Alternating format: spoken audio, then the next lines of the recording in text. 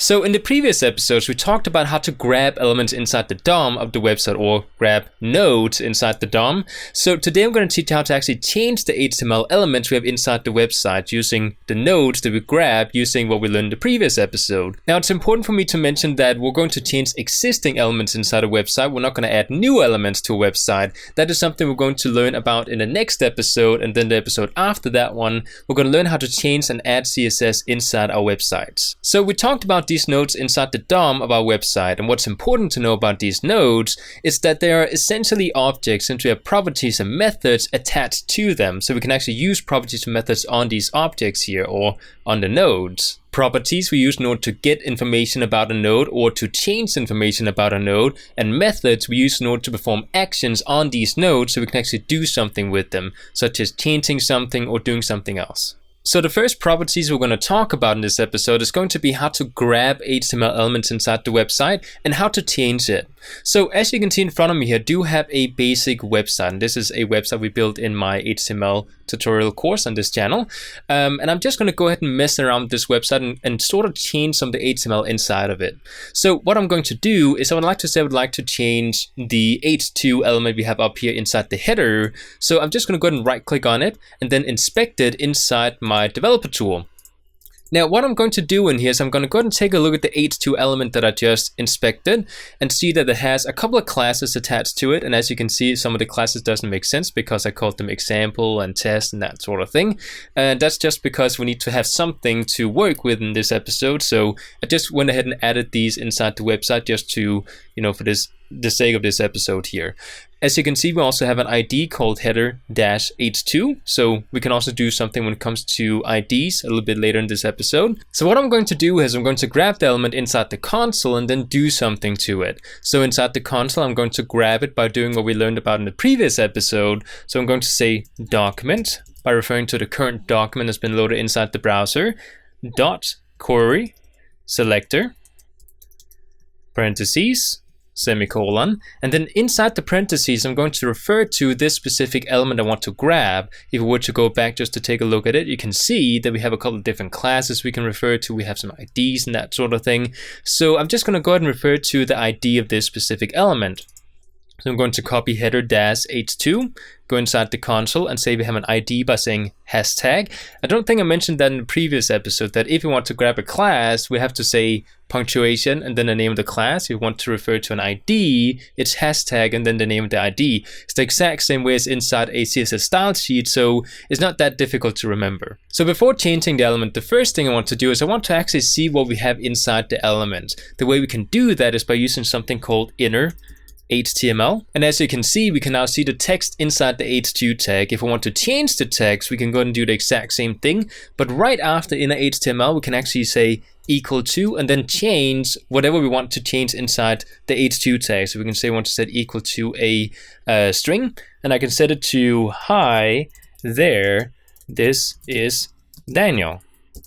Just go ahead and run it, and as you can see, we now change the text inside the h2 tag. Now we can also go ahead and grab the h2 tag with the actual HTML around it. So instead of saying inner HTML, we can refer to the outer HTML. So we're to go ahead and say outer HTML. By the way, if you want to go back to a previous thing we typed into the developer tool, you can just click up on your keyboard. If I were to run this, you can now see that we not only get the actual text inside the h2 tag, but we also get the h2 tag that is wrapped around the text that we're referring to.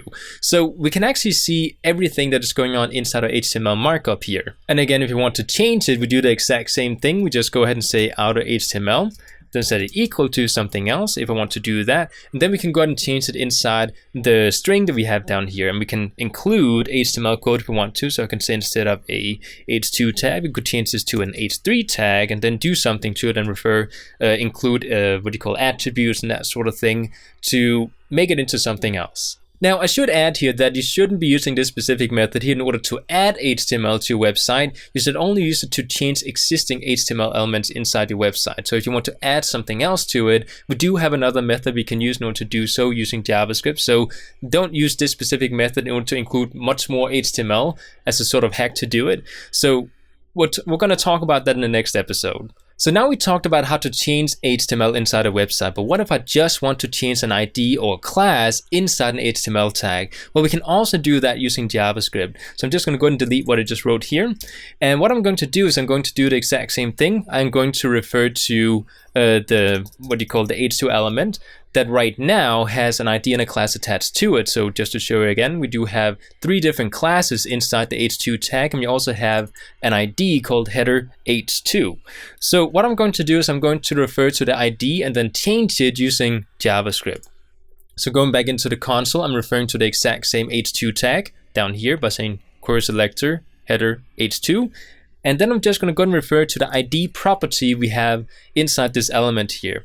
And again, we could just, if I wanted to, read it out loud so you can see the name of it.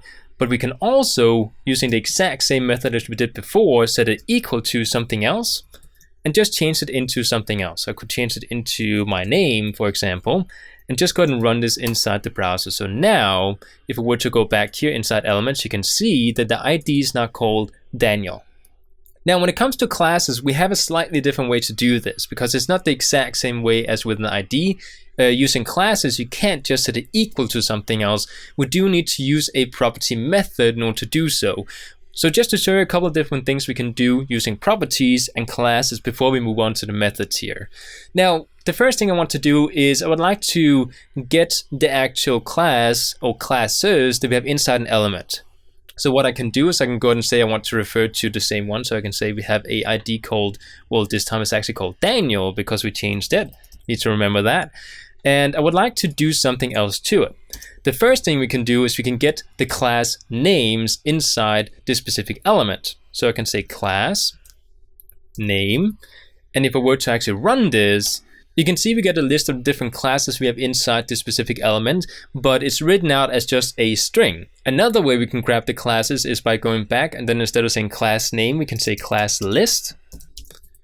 And then we're going to get a list of the different classes inside an array instead. So as you can see, we have a couple of different classes here. I can actually extend it, so you can see we have one called main header, example, and test. And as you might have guessed, we can also grab the individual values or the individual classes inside of it using this specific array method here. So if I were to go back, I can say class list and then say brackets, refer to the first one by saying 0 because 0 index is the first one, then run it, and you can see we get main header, which is the first class. But like I said, we can't really make changes to a class just by going back here and saying we have a class list and then setting it equal to something, or class name and setting equal to something. We do need to use a different way if we need to do that. So I'm going to say we have a method I want to run on this class list here. So I'm going to say punctuation. Again, because we haven't talked about this before, in JavaScript, we have a sort of hierarchy when we want to do something in JavaScript. So first we select something, then I get properties of a certain element, and then I want to do something to the properties. So it's sort of we do one step at a time, and we can do all of that in one line of code. So each time we need to do something else, we add a punctuation and then do something else to it. So that's why we keep adding punctuations and then something else. So with this class list selected, we have a couple of different methods we can actually use on this specific class list here.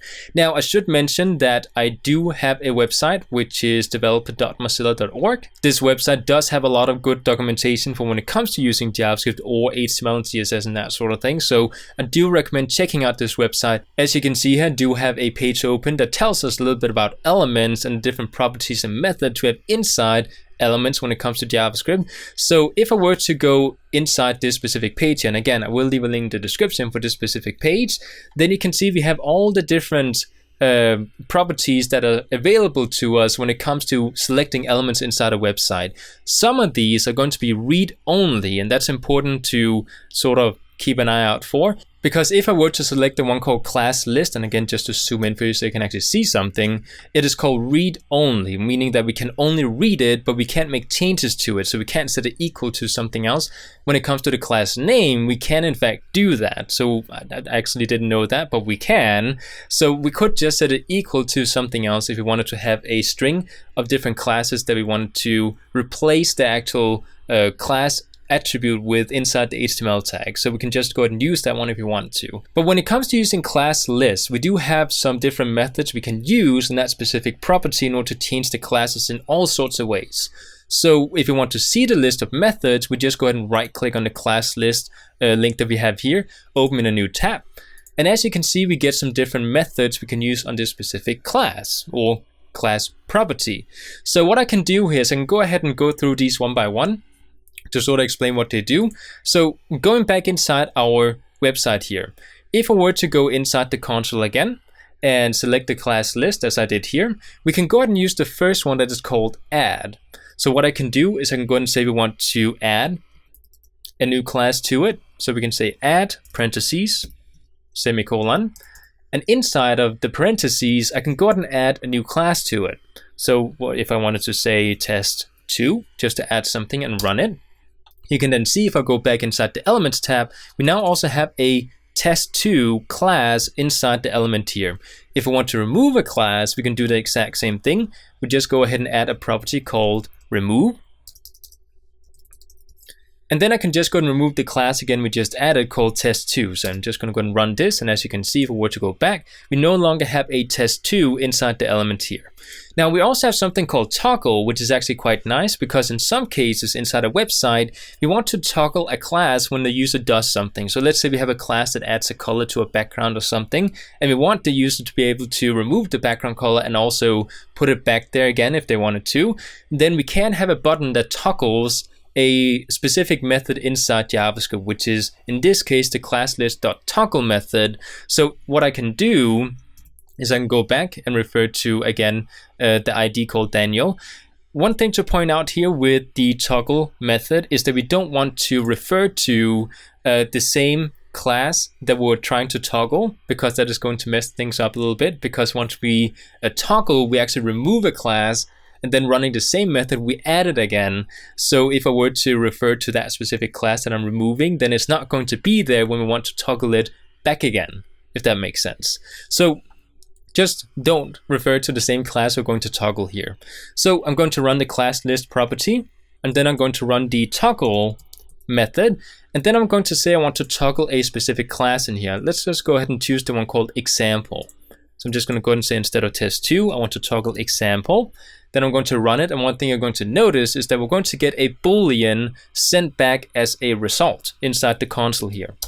So once I run it, you can see it now says false, and that is because now that I ran the toggle, if we go back to the elements tab, you can see that example is missing from inside the class list, meaning that right now it is telling us, do we have example inside the class list? And we do not have it. So therefore we get a false. If we were to run the exact same statement again, it's going to check, okay, do we have the class inside the element or not? And because we don't have it, it's going to toggle it back on and just add the example class one more time. So now we get true, because now we do have it back inside our class. So that's how toggle works. We do have a last one when it comes to checking for something inside a class, which is to actually check if we do actually have a specific class inside an element. And this is a specific method that we do use quite often inside if statements and that sort of thing in JavaScript. So this one is quite good to know. So if I were to go back here, I can check if we do actually have, or if it contains example inside the element. And then we're going to, again, to get a boolean as a result. So if I go into run it, you can see we get true, because we do have example inside this element here. So now I taught you how to change HTML elements inside a website, and I also taught you how to change IDs and classes. But what about all the other attributes you might have inside an element? Well, we also need to be able to change those, and we do have some very good methods we can use in order to do that. So if I were to go ahead and just go a step back and remove everything after where we do actually select the actual element, so after core selector, we can go ahead and do something to any sort of attribute inside this specific element here. And again, just to point it out, because in all the previous examples, we always refer to a property and then a method, we do also have methods we can use directly on the elements that we selected using core selector. So in this case, I want to actually check, do we have a specific attribute inside this element here? So what I can do is I can say dot has attribute, and as you can see, it does actually pop up here inside the console. And then I can go ahead and say that I want to check for a specific attribute. So I can check, does it have an ID? If we were to run this, you can see we get true because we do have an ID attribute inside this element here, so it is going to return it as true. Now what we can also do instead of just checking for a specific attribute is we can grab the attribute and show it inside the console here. So instead of saying has attribute, we can actually say get attribute, and then you can see we get the attribute that is inside the ID attribute, so the actual value of the attribute here. We can also go ahead and change it, so I can say set attribute, and then we can change the ID into something else. Now when using set attribute, we do need to add a second parameter inside the parentheses, because the first thing is that we need to tell it which attribute do we want to change, and then afterwards we need to tell it what we need to change it to. So I'm just going to add a second parameter and say I want to change it to example. And as you can see, once I run this, if I were to go back inside my elements tab, you can see that now inside the ID, we have example as a value instead of Daniel, which was the previous value we had in here. Now this specific method is really good for changing stuff like links and that sort of thing. But what if I want to do something like add an attribute to an element that we don't have already? Because in all the previous examples, we talked about how to change things, but what about adding attributes? Well, right now we don't actually have a link attached to this h2 tag, and I know that an h2 tag shouldn't have a link attached to it like an anchor tag does, but just to test it out, if I were to go inside the console and say I want to add a hyperreference, and then I want to set it to something like www.google.com, then if I were to run this, now in this example we did actually get an error message because we did actually change the ID of the element. So right now the ID is example and not Daniel. So inside the query selector we do need to make sure we change that as well, otherwise we're going to get that error message.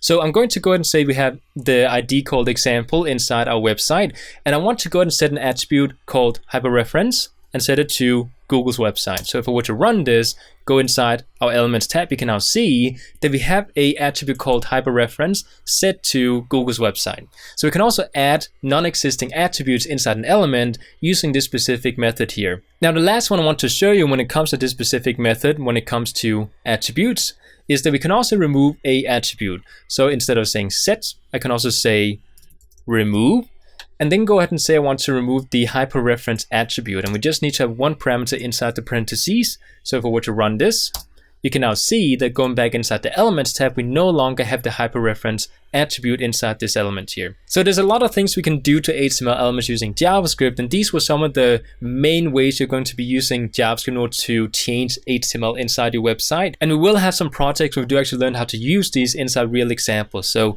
for now, this is what I'm going to teach you, and in the next episode, we're going to learn how to actually add HTML inside a website that we're not trying to change, but actually adding it to the website. Then after that, we're going to go and talk about how to change CSS inside a website. So we're starting to get to the really good stuff inside JavaScript. So I hope you enjoyed, and I hope to see you in the next episode.